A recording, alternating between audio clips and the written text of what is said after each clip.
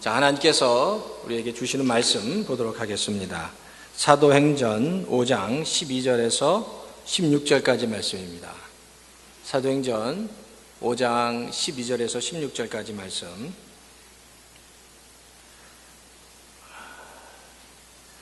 사도행전 5장 12절에서 16절. 자, 한 절씩 보도록 하겠습니다. 사도들의 손을 거쳐서 많은 표징과 놀라운 일이 백성 가운데서 일어났다. 그들은 모두 한 마음이 되어서 솔로몬 행각에 모이곤 하였다. 다른 사람들은 누구 하나 감히 그들의 모임에 끼어들지 못하였다. 그러나 백성은 그들을 칭찬하였다. 믿는 사람들이 더욱 늘어나면서 주님께로 나오니 남녀 신도들이 큰 무리를 이루게 되었다. 심지어는 병든 사람들을 거리로 메고 나가서 침상이나 깔자리에 눕혀 놓고 베드로가 지나갈 때 그 그림자라도 그를 가운데 누구에게 덮이기를 바랐다.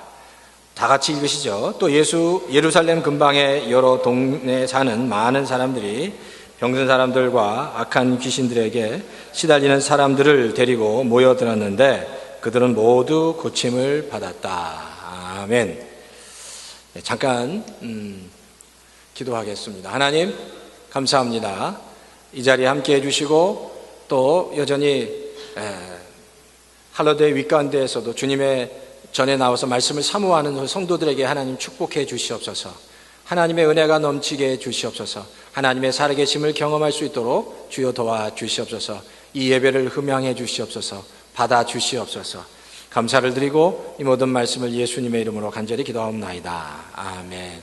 자, 우리 성경책 들고 한번 같이 우리 말씀을 먼저 선포한 다음에 같이 말씀을 이제 듣도록 하겠습니다. 다 같이 한번 시작. 주의 말씀은 내 발의 등불이요 내 길에 비칩니다. 주의 말씀은 내 삶을 변화시킵니다. 나는 축복의 통로입니다. 오늘도 말씀하여 주십시오. 주의 말씀에 내 마음의 문을 엽니다. 듣고 깨닫고 말씀대로 살겠습니다. 아멘. 아멘. 주의 말씀이 우리의 등불이고 우리의 길이 되고 주의 말씀이 내 삶에 변화를 일으킨다는 그런 이 고백이 말로가 아니라 우리의 삶을 통해서 일어나기를 주의 이름으로 축원합니다. 자, 오늘은 이제 요한복음 5장 12절부터 16절의 말씀을 통해서 같이 또 이제 위기 후에 오는 온 축복 부흥이라는 제목으로 같이 말씀을 좀 나누도록 하겠습니다. 이번 주간에 제가 이제 그 오피스에서 성경을 읽고 이제 책을 읽고 준비를 하는데 보통 때 같으면 이제 제 방에 이렇게 조그만 폴오블 그 에어컨디셔너가 있습니다. 이제 그거를 언제 켜냐면요, 한 11시 정도가 되면 굉장히 방이 이제 더워지기 시작합니다. 그리고 제 방이 다 이게 창문으로 돼 있고 바깥에서 햇볕이 내리쬐면 금방 더워지는 방입니다. 저희 교회에서 제일 쉽게 더워지고 또 이제 겨울에는 제일 그 추운 방 중에 하나인데 한 11시 정도 되면 햇빛이 쪄서 더워지기 시작했습니다. 근데 이번 주간엔 아침 8시 이제 제가 새벽 기도 마치고 아침 8시부터 방이 달구어지기 시작하는데 제가 에어컨디션을 한 8시인가 8시 반에 킨 것 같아요.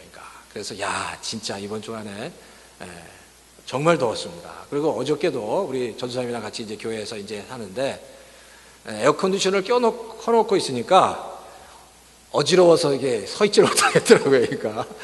근데 정말 이 늦더위가 왜 이렇게 기승을 부리고 하는지 굉장히 몹시 더웠는데 우리 성도님들 잘 지내셨는지 모르겠습니다. 건강 잘 유의하시고 늦더위 잘 또 이기고 또 우리 이제 가을 맞이하면 좋을 것 같습니다.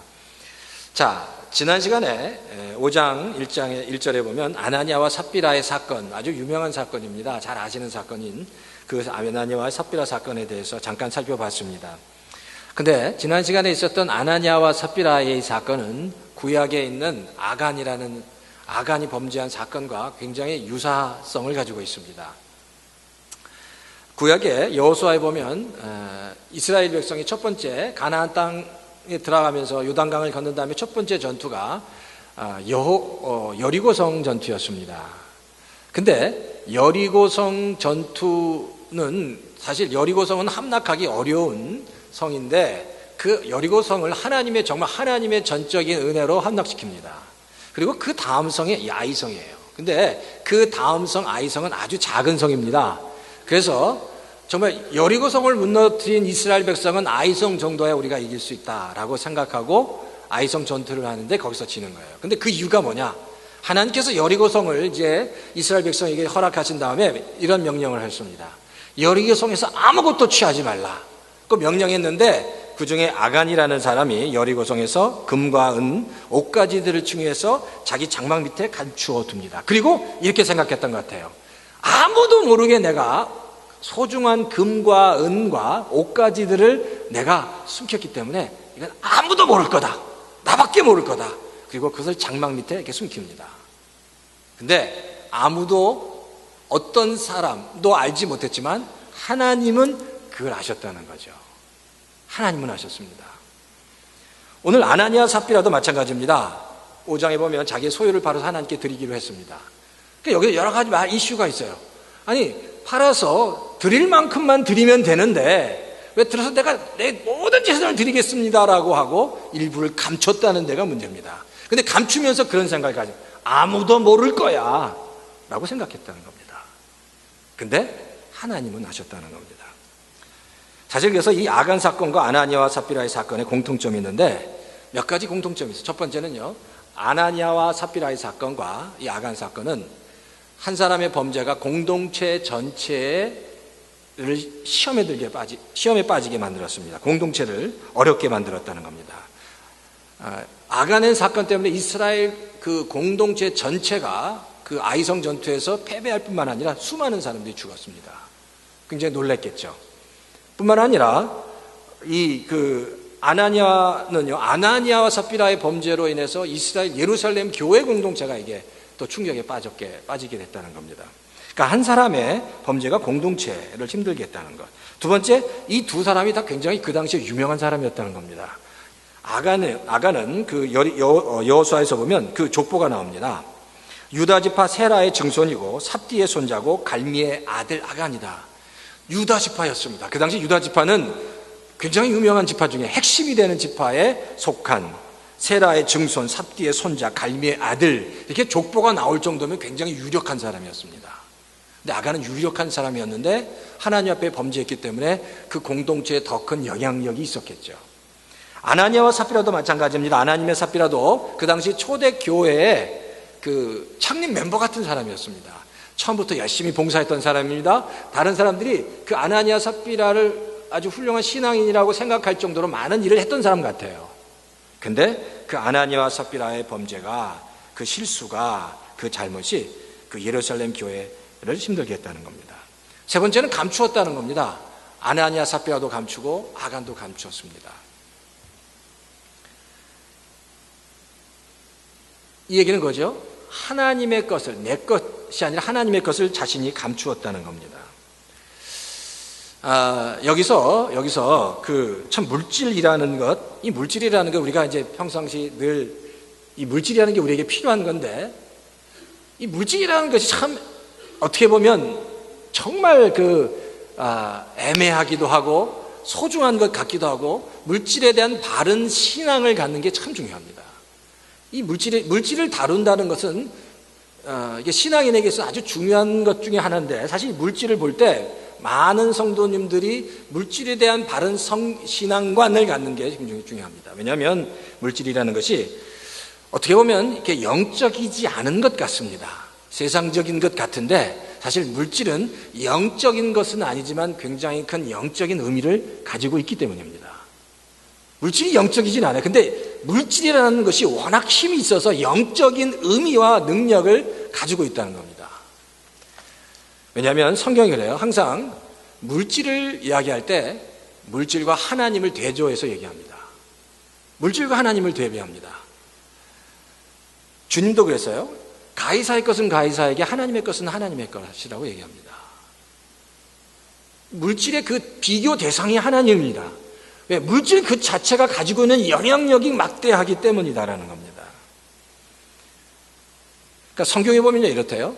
기도와 말씀과 묵상에 관한 말보다 한 30-40%가 더 물질에 관한 이야기가 더 많이 나옵니다. 기도하라는 것, 하나님 말씀 묵상하라는 이야기보다 이 물질을 어떻게 다뤄야 되는지 물질에 관한 이야기가 더 많이 나온다는 거예요. 그 이야기는 우리가 일상생활에 살아가면서 필요한 이 물질이 더 중요하다는 이겁니다. 뭔가 중요한 영적인 의미를 가지고 있다는 겁니다. 그러니까 우리가 성도가 이 물질을 다룸에 있어서 분명한 어떤 바른 신앙관, 물질에 대한 신앙관을 갖는다는 것은 아주 중요합니다. 바로 물질에 대한 바른 신앙관을 가지고 사용할 때 하나님의 축복을 우리가 받을 수 있다는 겁니다. 자, 어쨌든 이런 물질에 관한 문제를 통해서 이제 그 예루살렘 교회에 큰 소용돌이가 있었습니다. 사실 이 사건 후에 예루살렘 교회는 굉장히 큰 충격에 빠졌겠죠. 왜? 예루살렘 교인들이 생각할 때 아주 신앙이 있어 보이는 괜찮은, 그리고 뭔가 이렇게 리더십으로서 일들을 감당했던 사람이 갑자기 두 사람이, 그 부부가 죽었기 때문입니다. 사실 그 영향력이, 그 충격과 그 영향력이 몹시 컸을 겁니다. 그런데 이겁니다. 오늘 성경에 보면 그런 사건이 일어나는 후에, 그런 교회에 어떤 큰 사건이 일어난 후에 예루살렘 교회가 어땠느냐라는 겁니다. 보통 그런 일들이 교회에서 일어나면 교회가 큰 어려움에 빠집니다. 그렇죠? 신앙이 어린 사람들은 여러 가지 시험에 들기 시작합니다. 근데 이 사건 후에 일어난 예루살렘 교회의 모습은 오늘 본문에 보니까 첫째로 이런 기회를 통해서 교회가 더 아름답게 세워지고 복음이 확산되어졌다는 겁니다. 더 아름답게 교회가 세워졌다는 거예요. 더 어려움에 빠진 것이 아니라 더 아름답게 세워지는 기초가 됐다는 겁니다. 그 이유는 이 사건이 교회를 더 깨끗하게 하고 자정시키는 역할을 했기 때문입니다. 오늘 본문에 보면 누가가 이제 이 사건 후에 교회를 설명하는데, 누가가 12절에 보면 이런 표현을 씁니다. 사도들의 손을 거쳐서 많은 표징과 놀라운 일들이 일어났다. 이야기는 사도들의 손을 거쳐서 많은 이적과 기사가 일어났다는 얘기입니다. 그 사건 이후에, 아나니아 삽비라 사건 이후에 교회가 더 이렇게 침체된 것이 아니라 이 일로 인해서 다시 이런 얘기입니다. 성도들이 각성하고 깨닫고 나서 물질에 대한 바른 인식을 갖고, 그리고 자기 자신을 돌아볼 수 있는 기회를 통해서 하나님께 나아간 겁니다. 그리고 그 위에 하나님께서 성도들을 통해서, 사도들을 통해서 더 큰 은혜를, 축복을 허락해 주셨다는 얘기입니다. 그러니까 그 위기가 오히려 예루살렘 교회는 더 축복이 됐다는 겁니다. 자, 12절에 보니까 사도들의 손에 의해서 많은 표징들이 일어났다, 놀라운 일들이 일어났다라고 성경이 얘기합니다. 제가 이 말씀을 이렇게 묵상하면서 그런 생각을 했습니다.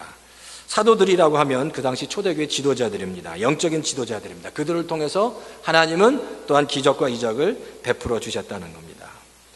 그래서 이런 생각, 저희 교회 리더십, 저희 교회 목자나 목녀나 또 사역자들이나 또 리더들을 통해서 하나님께서, 우리들을 통해서 하나님 이런 일들이 일어나도록 정말 하나님의 살아계심이, 정말 하나님이 역사하심이 우리 리더들을 통해서도 일어났으면 좋겠습니다라는 제가 기도를 하나님께 드렸습니다. 이런 일들이 우리 리더십들을 통해서도 하나님 일어나게 해주십시오. 하나님이 살아계심이 이렇게 드러나는 역사가 있게 해주십시오 라는 기도를 하나님께 드렸습니다. 왜냐하면 하나님은 철저하게 사람을 통해서 역사하시기 때문입니다. 그래서 우리 목자들이 성도들, 목원들을 위해서 기도할 때 목원들이 하나님이 살아계시는구나, 그러잖아요. 그러니까 무슨 대단한 게 아니라도 그 목자들의 그 사랑을 목원들이 깨달을 수 있도록, 목원들이 그리고 또 목자들을 위해서 이렇게 기도할 수 있도록, 그렇게 그런 정말 그 영적인 아름다운 교감이 우리 목장 가운데 풍성히 일어났으면 하는 바람, 그리고 그런 그 영적인 교감이 더 이렇게 왕성하게 일어났으면 그런 바람이 저 안에 있었고, 그래서 제가 목자들을 위해서 기도했던 것 같아요. 이런 일들이 하나님 우리 얼바인 열린 교회에서도 일어나게 해 주십시오. 사실 목장이 단순한 친교 모임이 아니지 않습니까? 목장은 이 안에서 이게 보통 이렇게 얘기하면 트루스 인카운터라고 얘기합니다. 트루스 인카운터, 그리고 파워 인카운터가 같이 일어나는 겁니다. 그리고 교회도 마찬가지입니다. 트루스 인카운터와 파워 인카운터가 같이 일어나는 겁니다. 트루스 인카운터는 하나님의 말씀에 직면하여서 하나님의 은혜를 경험하는 걸 트루스 인카운터라고 합니다. 말씀에 직면했을 때 하나님을 경험하는 겁니다. 그리고 좀 더 강력한 것은 말씀을 통한 하나님의 능력, 성령의 능력을 통해서 하나님을 경험하는 겁니다. 그러니까 교회나 목장이나 교회 모든 모임은 바로 이 트루스 인카운터와 파워 인카운터가 일어날 수 있도록 성도들이 같이 서로 격려하고 기도할 수 있어야 된다는 겁니다. 그럼 어떤 분이 그럴 것 같아요. 목사님, 좀 꿈이 크시지 않습니까? 너무 꿈이 크다. 얘기할지도, 목사님 너무 꿈이 큽니다. 우리 교회 목장에서 무슨 트루스 인카운터, 파워 인카운터가 어떻게 일어납니까? 라고 글쎄 모르겠어요. 누가 그렇게 저에게 반문할지도 모릅니다. 그런데 그렇지 않아요. 왜냐하면 하나님의 이러한 역사들은 어떤 아주 대단한 믿음이 아주 좋은 날마다 10시간씩 기도하는 사람을 통해서만 일어나는 게 아니라 하나님 앞에서 이게 순수하게 마음이 열려있는 하나님이 하시면 제가 하겠습니다라고 순수하게 하나님 앞에 나가는 성도들을 통해서 이런 일들이 일어나기 때문입니다.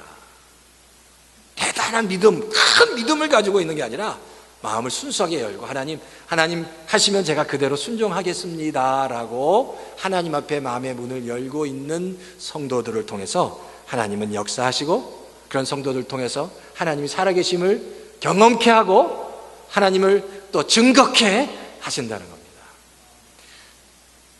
제가 휴스턴 교회, 우리 가정교회 휴스턴 교회나 다른 가정교회를 방문하면 대부분은 아니지만 꽤 많은 목자들이 신앙생활한 지 2, 3년밖에 되지 않았는데 이미 목자가 됩니다. 거기서 대행 목자라고 하죠. 근데 우리가 생각하기엔 목자 만약에 그러면 목자 최소한 10년 정도 하고 그래야 될 거라고 생각하지만 그렇지 않다는 겁니다. 2, 3년밖에 되지 않아요. 목자라는 그 자체가 누구를 가르치는 자리가 아닙니다. 목자는 그냥 섬기는 자리입니다. 이렇게 섬기고 베풀고 세워주는 자리이기 때문에 2, 3년밖에 되지 않아도 전임 목자를 통해서 그렇게 섬김을 받고 이렇게 하는 거구나. 목원들을 섬기고 목원들을 위해서 시간 날 때 기도하고 시간 날 때 관심을 가져주면 그것이 목자의 최선의 일입니다. 그러니까 2, 3년밖에 안 돼도 목자를 감당합니다. 그러면서 배워가는 겁니다. 왜? 어떻게 보면 2, 3년밖에 안 된 목자들이 더 열심히 하는 모습을 봅니다. 그러니까 우리 교회도 보면 예비 목자들이 다 이미 2, 3년 다 더 이상 하실 수 있습니다. 더. 그러니까 오히려 신앙의 연륜이 짧으면 짧을수록 더 하나님 앞에 겸손하게 하나님 앞에 나갈 수 있는 겁니다. 그리고 그 일을 잘 감당할 수 있는 겁니다. 중요한 건 연륜과 그 연수가 중요한 게 아니라 하나님 앞에서 얼마나 순수하게 그 모습으로 나가느냐라는 겁니다. 두 번째는요, 성경에 교회가 이렇게 부흥할 수 있었던 것은 한 마음이 되었다라고 성경은 얘기합니다. 한 마음이 되었다. 사실 예루살렘 교회가 그 엄청난 소용돌이 가운데서도 한 마음이 되는 것은 쉽지 않은 겁니다. 근데 오늘 본문에 분명히 12절에 보면 그들 모두가 한 마음이 되었다고 얘기합니다. 아나니아와 삽비라 사건뿐만 아니라 그 초대 교회 그 상황에서는 예수 그리스도를 전한다는 그 자체가 바로 핍박의 대상이 되는 겁니다. 지금처럼 우리가 이렇게 편하게 신앙생활하는 게 아니라 자기의 목숨을 걸고 신앙생활하는 겁니다. 굉장히 정말 그 신앙생활하는 그 자체 굉장한 그 긴장감이 있고 텐션이 있고요. 그 아픔이 있고 힘들게 복음을 듣고 전하고 신앙생활을 하는 겁니다. 근데 그 교회가 성경은 한 마음이 되었다는 겁니다. 한 마음이 됐습니다. 이렇게 한 마음이 되는 것. 그러니까 한 마음이 되니까 그 교회에 더 영적인 이 힘이 모아지기 시작했다는 것 같아요. 우리 얼바인 열린교회도 마찬가지. 목장도 그렇고 교회도 한 마음이 되는 게 중요합니다. 한 마음이 되는 것. 하나님 앞에서 한 마음이 되어서 목장이 하나 되고, 또 교회가 한 마음이 되고, 또 남성교회가 한 마음이 되고, 여성교회가 한 마음이 되는 것. 서로 그래서 더 많이 사랑하고 격려하는 것. 그 한 마음이 되는 게 참 중요합니다. 그 한 마음이 된 영적인 공동체를 통해서 하나님이 역사하시기 때문입니다. 자, 그럼 보세요. 그럼 어떻게 그러면 한 마음이 될 수 있었던 요인이 무엇인가를 살펴보면 첫 번째가 그 예루살렘 교회는 아주 열심히 기도했다는 겁니다. 아주 열심히 기도했습니다. 사도행전 1장에 보면 120명의 성도들이 기도하기 시작했고, 그 기도를 통해서 기도하면서 하나님께 부르짖고 있을 때 하늘로부터 강한 그 성령의 바람이 불고 성령이 임해서 하나님의 은혜를, 그리고 오순절 사건이 일어난 겁니다. 뿐만 아니라 사도행전 2장에 보면 베드로가 3,000명의 세례를 주고 그들과 다 같이 성찬을 베푼 다음에 다 같이 진심으로 기도에 몰두했다고 성경이 기록하고 있고요. 사도행전 4장에 보면 베드로와 요한이 안진뱅이를 고친 다음에 산에 들이리란 공회에 잡혀갔다가 다시 풀려납니다. 근데 베드로와 요한은 풀려나자마자 자기 동역자들에게 가서 함께 기도하는데, 성경에 보니까 함께 기도할 때 그 땅이 진동했다라고 얘기합니다. 그러니까 이 초대 교회가 이렇게 한 마음이 될 수 있었던 그 역경과 어려움 가운데서도 한 마음이 될 수 있었던 이유가 뭐냐면 기도했다는 겁니다. 성도님들은 그런 것 같아요. 이렇게 기도라는 게 사실 이렇게 확 와닿지 않는 분들도 많은 거죠. 내가 과연 기도하는 게 하나님이 내가 기도하는 걸 하나님께서 응답해 주실까? 지금까지 돌아보면서 기도한 것 응답해 주신 것도 있고 아닌 것도 있기 때문에 정말 기도라는 게 나에게 필요한 것일까? 라는 항상 질문들이 우리에게 있습니다. 왜? 기도의 그 은혜를 많이 경험하지 못했을 경우에는 그런 의문들이 있습니다. 근데 성경에 보면 그 기도가 어떻게 워킹을 하는지 그 그림이 나와 있는데 제가 그것을 하나 소개해 드릴게요. 계시록 8장에 보면 이건 사도 요한이 본 환상입니다.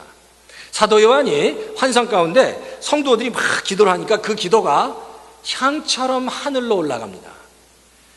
그 성소 안에 향단에 향을 피면 그 향이 이렇게 온 성소에 퍼지는 것처럼 성도들이 막 기도를 하면 그 기도가 향처럼 하늘로 쭉 올라갑니다.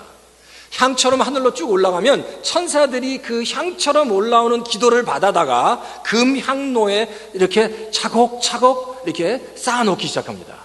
그래서 금향로에 차곡차곡 다 쌓아놓으면 그 금향로를 가지고 금제단, 하나님의 앞에 계신 금제단에 올라갑니다.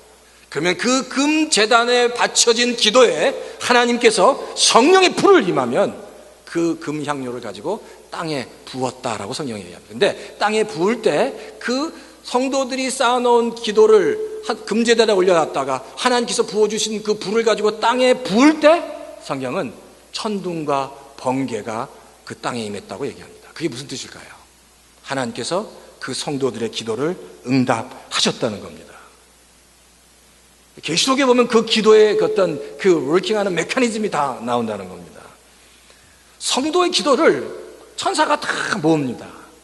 그리고 그걸 수북히 쌓아놨다가 제단 위에 놓고 하나님께서 그 기도를 응답하셔서 다시 땅에 부으신다는 겁니다. 그러니까 기도는 그거예요. 기도는 우리가 기도한 기도는 다 쌓이게 되어 있습니다. 지금 당장 내가 한 기도가 응답되지 않는 것 같아도 그렇잖아요. 사실 저희 어머니가 제 아버님을 위해서 거의 20년, 25년 동안 기도하셨습니다. 근데 25년 동안 교회를 안 나가셨어요.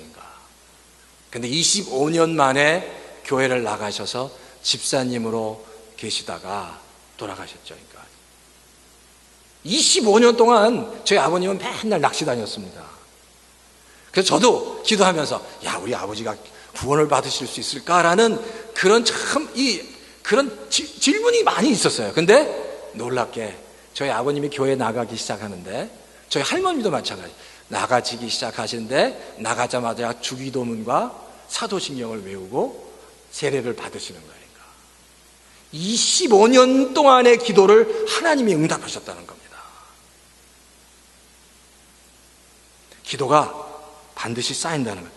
그리고 반드시 그 기도에 하나님께서 응답해 주신다는 겁니다. 그러니까 우리가 그래요. 기도를 쌓아야 됩니다. 교회도 마찬가지예요. 그러니까 주일 예배 때든지 이 교회 위에도 성도들의 기도가 쌓여 있어야 합니다. 그냥 장소가 아니라 이곳이 영적인 곳이 되도록 성도들이 이 교회에서 항상 우리의 기도가 우리 교회에 쌓이고 쌓일수록 이 안에 더 영적인 하나님의 임재가 강력하게 나타나는 거예요. 교회 성도들의 기도가 쌓이게 됩니다. 또 가정 외에 성도님들의 그 기도가 쌓여 있어야 됩니다. 보통 그래요.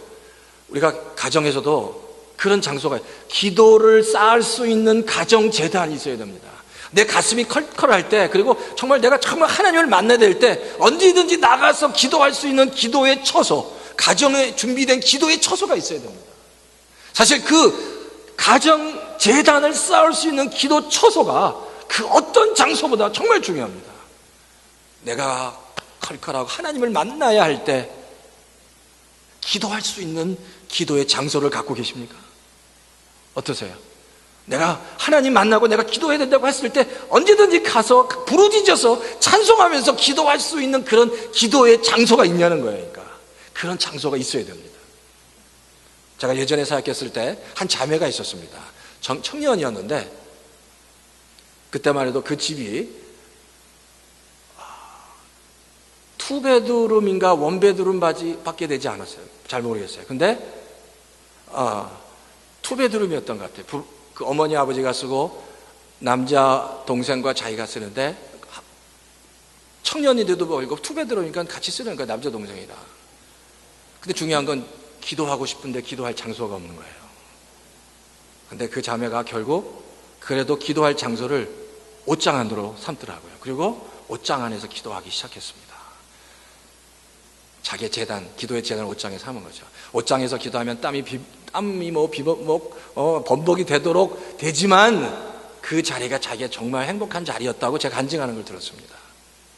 중요한 건 우리의 집 안에 내가 기도할 수 있는 기도의 재단이 있어야 됩니다. 언제든지 나가서 기도할 수 있는, 그래서 하나님 만날 수 있는 시간, 마음 편하고 기도하고 마음 편하게 찬양 부를 수 있는 기도의 자리가 있어야 합니다. 바라기는 우리 얼바인 열린교회 성도 여러분, 그런 정말 기도의 자리를 좀 마련하시고 내가 가지고 있는 그 문제들, 내가 가지고 있는 정말 하나님께 부르짖어야 할 그 기도 제목들 한번 집에서 한번 부르짖어 기도하시는, 그래서 하나님의 음성을 듣고 정말 하나님의 어떤 역사하심을 경험하시는 우리 얼바인 열린교회 모든 성도님 다 되시기를 주의 이름으로 축원합니다. 그래서 사실 그래요. 새벽마다 기도하고 우리 교회는 또 감사한 건 수요일마다 중보 기도를 통해서 기도합니다. 그 기도가 쌓여 있어야 한다는 거죠. 기도가 쌓여 있어야 됩니다. 한국 교회사를 보면 1907년에 평양에서 엄청나게 큰 부흥회가 있었습니다. 평양 그 대부흥성회가 부흥이 평양에서 일어났는데 그 부흥의 시발점이 바로 1907년도에 있었던 부흥회였습니다. 근데 이제 선교사가 쓴 거예요. 선교사가 이때 1,000명의 성도들이 다 같이 그 평양에 모여서 기도를 하는데 회개하고 자기 자신을 돌아보고 자복하는 기도를 하는데 통성으로 기도했다는 겁니다. 근데 그 통성으로 기도하는 소리를 선교사가 들었는데 그게 각기 다른 악기로 연주하는 위대한 오케스트라와 같았다라고 표현하고 있어요. 통성으로 기도하는데 그 소리가 각기 다른 악기로 기도하는 오케스트라와 같은 소리였다라고 선교사가 회고했다는 거예요. 그 기도를 통해서 바로 복음이 이 땅에 떨어지기 시작했습니다. 기독교의 문이 열리기 시작했습니다. 바라기는 그래요. 목회자로서 바람이 그겁니다. 성도님들이 영적으로 기도의 문이 열리고 기도의 길이 열리는, 그래서 하나님을 경험하는, 통성으로 기도하든지 정말 그 마음의 중심으로 기도하든지 기도의 문이 열리는, 기도를 경험하는, 그래서 하나님을 경험하는 그런 역사가 우리 얼바인 열린교회 성도님들 가운데 충만하게 있기를 주의 이름으로 축원합니다. 두 번째는요, 다 같이 한 마음이 되었다. 어떻게 한 마음이 되었나? 그들이 13절, 14절에 보면 믿는 사람들이 더욱 늘어나면서 주님께 나왔다라고 해요. 믿음입니다. 믿음. 예수님께서 십자가에 달려 돌아가신 다음에 예루살렘 교회 가운데 성령이 임했습니다. 그리고 믿는 사람이 임하기 시작했습니다. 근데 그때까지만 해도 딱 그래요. 믿음이라는 것이 무엇인지 정확하게 알지 못. 믿음이 뭐냐? 믿었다고 하는데 그 믿음에 대한 분명한 정의가 이제 내려지기 시작한 겁니다. 우리가 생각할 때 그냥 기적이라고 능력이 나타나기 시작하니까 사람들이 많이 믿었습니다. 근데 기적과 이적을 통해서는 예수 그리스도가 어떤 분인지를 알 뿐이지 그것이 우리에게 믿음을 주는 건 아니라는 겁니다. 근데 그 사건들을 통해서, 이제 그런 사건들을 통해서 정말 그 예수 그리스도가 어떤 분이신지 예수님을 인격적으로 만나게 됐다는 거예요. 그러니까 예루살렘 교회가 하나로 합쳐지기 시작한 것은, 기적과 이적은 그냥 수단일 뿐 그들이 그 기적과 이적을 통해서 예수 그리스도를 만나기 시작했다는 겁니다. 중요한 건 우리가 삶 속에서 늘 예수님을 만나는 겁니다. 사실 근데 믿음이라는 것도요, 사실 믿음이라는 것도 그냥 궁극적인, 우리가 믿음을 갖는다고 하지만 믿음이 궁극적인 목표가 아닙니다. 믿음을 통해서 하나님께서 우리에게 주시고자 하는 것이 있다는 겁니다. 사실 이 이야기를 요한은 요한복음을 통해서 끊임없이 이야기합니다. 그게 바로 뭐냐면 생명입니다. 생명. 사도행전을 통해서 수많은 사람들이 예수님을 믿었지만, 예수님을 믿음을 통해서 궁극적으로, 우리가 믿음을 통해서 궁극적으로 얻어야 할 것은 하나님의 생명이라는 겁니다. 요한복음 1장에 보면 성경이 이렇게 기록합니다. 그리스도가 빛으로 이 땅에 오셨다고 말씀하십니다. 그리스도가 빛으로 이 땅에 오셨는데 그 빛이 생명의 빛입니다라고 고백합니다. 요한복음 4장에 보면 사마리아 여인이 예수님을 만나는데 그 예수님이 그 사마리아 여인에게 결국 나중에 주시고자 하는 것은 생명의 물이었습니다. 생명수라는 것, 생명의 물이었다는 겁니다. 사도행전 요한복음 6장에 보면 오병이어의 사건이 있습니다. 보리떡 5개, 물고기 2마리로 5,000명이나 되는 엄청난 많은 사람들이 그 풍성한 음식을 먹은 다음에 예수님께서 하신 말씀이 바로 너희들이 알아야 될 것은 나는 생명의 떡이다라고 얘기합니다. 자, 그러니까 요한이 아주 집요하게 얘기하고자 하는 것은 예수 그리스도가 누구라고요? 생명이라는 거예요. 근데 그것을 설명해야 되니까 물로 설명합니다. 생명수라고. 빛으로 설명합니다. 생명의 빛이라고. 그리고 떡으로 생명의 떡이라고 말씀하시는 거예요. 그러니까 우리가 신앙생활을 하면서 그겁니다. 신앙생활 할 때 기도하잖아요. 우리가 기도하면은, 그리고 하나님의 말씀을 읽습니다. 그리고 하나님의 말씀을 듣습니다. 그리고 예배에 참여합니다. 그리고 하나님과 깊은 교제 가운데 들어갑니다. 그러면 말로 설명할 수 없는 우리 안에 이렇게 충만하게 채워지는 어떤 힘이 있는데, 그게 바로 뭐냐면 그게 생명이라는 겁니다. 하나님의 생명입니다. 기도하면서, 말씀을 묵상하면서, 예배 가운데 찬양을 부르면서 기도하면서 하나님이 내 안에 채워주시는 게 있는데 그게 생명이라는 거예요. 성도에게는 그 하나님의 생명이 날마다 채워져야 합니다. 믿음을 통해서 그 생명을 우리에게 부어주신다는 거예요. 이 생명이 내 안에 채워지지 않으면은 내가 신앙생활에도 그냥 가슴이 늘 이렇게 공허하고 허다는 것은 하나님의 생명이 내 안에 채워지지 않겠다. 신앙생활을 해도 하나님의 생명에 대한 경험이 없으면 내가 지금 신앙생활을 하고 있는지 안 하고 있는지 알지 못한다는 겁니다. 그러니까 결국 믿음을 통해서, 기도를 가운데 말씀을 통해서 하나님께서 우리에게 주시고자 하는, 이 믿는 자들에게 주시고자 하는 것은 뭐라고요? 생명이라. 생명에 관한 이야기는 사실 그래서 요한복음의 내내 요한이 얘기하는 생명에 관해서, 생명을 빛으로, 생명을 물로, 생명을 떡으로, 그리고 예수님이 있어서 나는 부활이요 생명이다, 길이요 진리요 생명이다. 하나님의 생명이 내 안에 충만하게 임하도록 해야 한다는 겁니다. 기도할 때예요. 그래서 우리 성도님들이 창세기 보면 창세기 2장에 제일 처음에 나오는 그 에덴 동산을 설명하면서 에덴 동산 중앙에 뭐가 있어요? 생명나무가 있는 거예요. 그게 하나님의 본질인 생명을 상징하는 거예요. 우리는 하나님의 본질인 그 생명이 우리 안에 충만하게 채워져야 이 땅에서 정말 하나님의 자녀로 살아갈 수 있다는 겁니다. 그리고 요한계시록 마지막 장에 보면 거기에도 생명나무가 있으니까 하나님의 자녀는 그 하나님의 생명으로 채워져야 된다는 거예요. 하나님의 생명. 그래서 하나님의 생명하면 하나님의 자녀들이 이해하지 못하니까 생명을 빛으로 표현한 겁니다. 빛과 같이, 빛이 임하면 어둠이 물러가는 것 같이 하나님의 생명의 빛이 임하면 내 마음속에 모든 어두운 것들이 다 물러가게 되어 있다는 겁니다. 물과 같이 사막 한복판에서 그렇게 갈증이 들 때 그 시원한 물을 마시면 그 갈증이 다 달아나는 것처럼 우리의 영혼의 갈증을 다 물리칠 수 있는 힘이 생명이라는 겁니다. 우리가 며칠 동안 밥을 안 먹으면 막 지치잖아요. 그런데 떡을 먹고 빵을 먹고 밥을 먹으면 든든해지는 것 같이 영혼이 영혼이 힘이 없고 막 늘어져 있을 때 하나님의 생명의 떡을 먹으면 그 영혼이 다시 새 힘을 얻어서 살아나는 것 같이 그 생명이, 그 하나님의 생명, 그 하나님의 생명으로 우리가 충만해져야 한다는 겁니다. 사실 하나님의 자녀에게는 이 하나님의 생명이 늘 이렇게 충만하게 채워져야 합니다. 그런데 문제는 약한 사탄 마귀가 우리에게 늘 유혹하는 겁니다. 그 생명으로 충만하지 않아도 너희들이 가지고 있는 돈으로, 물질로, 세상에서 잘 나가는 성공하는 것으로 만족할 수 있다고 자꾸만 유혹하는 거죠. 돈으로도 물질로도 너희들의 그 필요한 것들을 다 채울 수 있다고 자꾸만 유혹하고 성도들은 거기에 자꾸만 넘어가는 겁니다.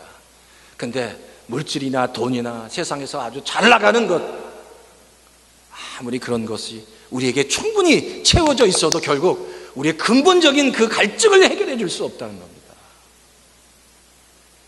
그러니까 믿는 자에게 가장 필요한 것은 하나님이 주시는 그 생명이다라는 거예요. 그래서 예수님이 설명하는 거예요. 그 빛이다, 생명의 빛이다, 생명의 떡이다,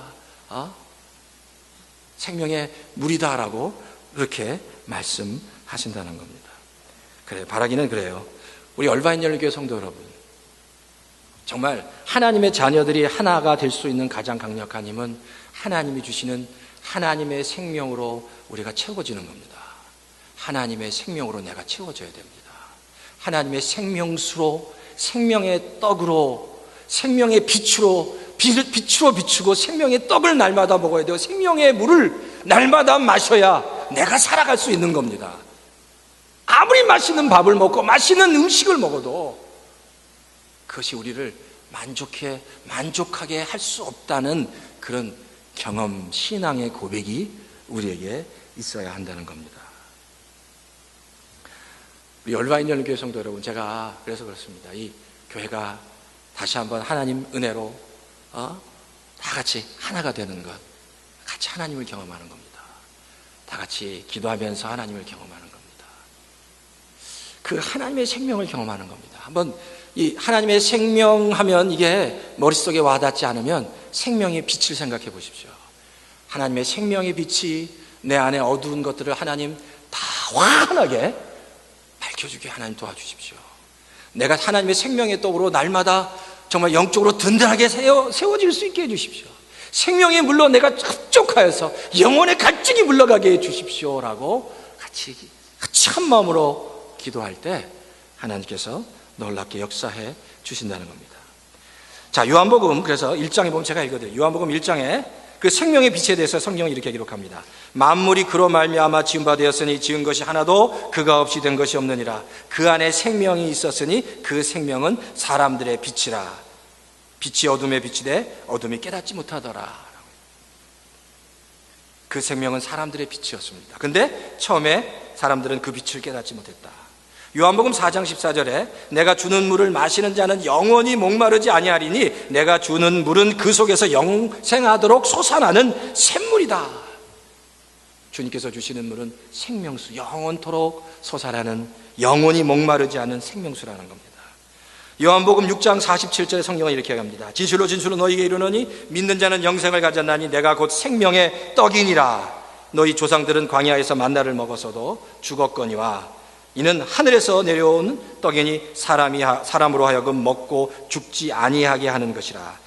나는 하늘에서 내려온 살아있는 떡이니 사람이 이 떡을 먹으면 영생하리라. 내가 줄 떡은 곧 세상의 생명을 위한 내 살이니라 라고 말씀하십니다. 생명의 물, 생명의 떡, 생명의 빛, 그 예수님을 날마다 만나야 됩니다. 그리고 그 생명으로 내가 늘 채워져야 합니다. 그리고 우리 가정이 채워져야 합니다. 그리고 우리 교회가 하나님의 생명으로 채워져야 합니다. 우리 목장이 채워져야 합니다. 그 생명을 경험하면 경험할수록 세상이 주는 그 어떤 것으로도 정말 경험할 수 없는 그 놀라운 그 은혜와 기쁨이 그 안에 있습니다. 하나님의 생명과 만나보십시오. 하나님의 은혜 가운데 그 하나님의 생명을 경험하시는, 생명의 빛을, 생명의 떡을, 생명의 물을 정말 경험하셔서 만족해 하시는, 그래서 참된 만족을 경험하시는 우리 얼바인 열린교회 모든 성도님 다 되시기를 주의 이름으로 축원합니다. 이 시간 한번 같이 기도하면 좋겠습니다. 사실 하나님의 생명이라는 것, 이게 이 자체를 우리가 잘 정말 하나님의 생명을 경험하게 해달라고 기도해야 합니다. 이 시간 한번 같이 기도하면, 하나님 생명의 물로 내가 채워지게 해 주십시오. 생명의 떡으로 내가 충만하게 채워지게 해 주십시오. 생명의 빛이 내 안에 가득 차게 해 주십시오. 내가 기도 가운데 하나님 앞에 나가기 원합니다. 세상에 있는 것으로, 세상에 하나님 내가 소유한 물질을 많이 소유하는 것으로 내가 행복할 수 없고 기뻐할 수 없음을 고백합니다. 하나님의 것으로만 내가 행복할 수밖에 없습니다. 하나님의 것으로만 내가 채워질 수 있습니다. 같이 한번 이 시간 통성으로 하나님 앞에 나가 하나님을 경험하게 해달라고, 그 생명을 경험하게 해달라고 다 같이 한번 기도하면 좋겠습니다. 다 같이 기도하게. 하나님 아버지 감사합니다. 우리 얼바인 열린교회 성도들을 하나님께 올려드립니다. 하나님께 올려드립니다. 이 세상에서 경험하지 못하는 하나님의 그 생명의 물을, 생명의 떡을, 생명의 빛을 경험하게 주시옵소서. 하나님, 우리 마음속에 있는 그 모든 어둠이 생명의 빛으로 다 달아나게 하시고, 생명의 빛으로 환하게 내 마음속에 있는 근심과 걱정이 생명의 빛으로 하나님 다 물러가게 해주시고, 세상에서 무엇으로도 만족함 얻을 수 없는 정말 하나님, 우리를 생명의 떡으로 생명의 물로 충만하게 채워지는 역사, 내 인생의 갈증의 문제가 주님을 만남으로 주님이 주시는 생명의 물로 정말 해결되는 역사, 그 역사가 우리에게 있도록 하나님, 이 생명의 역사가 풍성하게 우리 얼바인 열린교회 성도 가운데 일어날 수 있도록, 하나님의 생명이, 죽은 자를 살리는 생명이 하나님, 근심과 걱정 가운데 고민하고 있는 성도들에게, 어두운 가운데 있는 성도들에게 빛으로, 하나님 물로, 하나님 떡으로, 하나님 기도하는 자가, 하나님 앞에 나가는 자에게 정말 이 생명의 역사가 넘치게 임하도록 주여 도와 주시옵소서. 하나님, 주님을 찬양합니다. 주님을 찬양합니다. 말씀을 읽을 때마다 하나님을 경험할 수 있도록 생명의 떡이 되게 하시고, 기도할 때마다 생명의 물을 마시게 하시고, 예배 가운데 생명의 빛을 경험하도록 하나님의 빛을, 하나님, 우리 얼바인 열린교회 모든 성도들 그 마음속에 있는 모든 어두움들이 빛으로 물러가는 역사가, 세상의 많은 문제로 갈증을 느끼는 성도들이 생명수로 다 해결되는 역사가, 하나님 생명의 떡으로 더 힘있게 다시 한번 어려운 역경 속에서 일어나는 역사가, 하나님께서 주시는 그 힘으로 다시 믿음으로 기도함으로 일어나는 역사가, 생명의 역사가, 살리는 역사가, 온전케 하는 역사들이 일어나도록 주여 도와 주시옵소서. 기도 가운데 생명의 역사가, 하나님 말씀 가운데 놀라운 생명의 역사들이 날마다 목장 가운데, 교회 가운데, 가정 가운데 있도록 주여 도우시고 역사해 주시옵소서. 하나님 붙잡아 주시옵소서. 역사해 주시옵소서. 주여 믿습니다. 주여 믿습니다.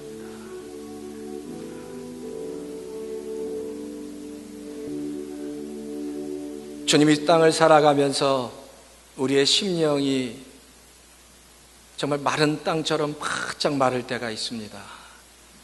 이 땅을 살아가면서 우리의 생각이 딱하게 굳어 있을 때가 있습니다.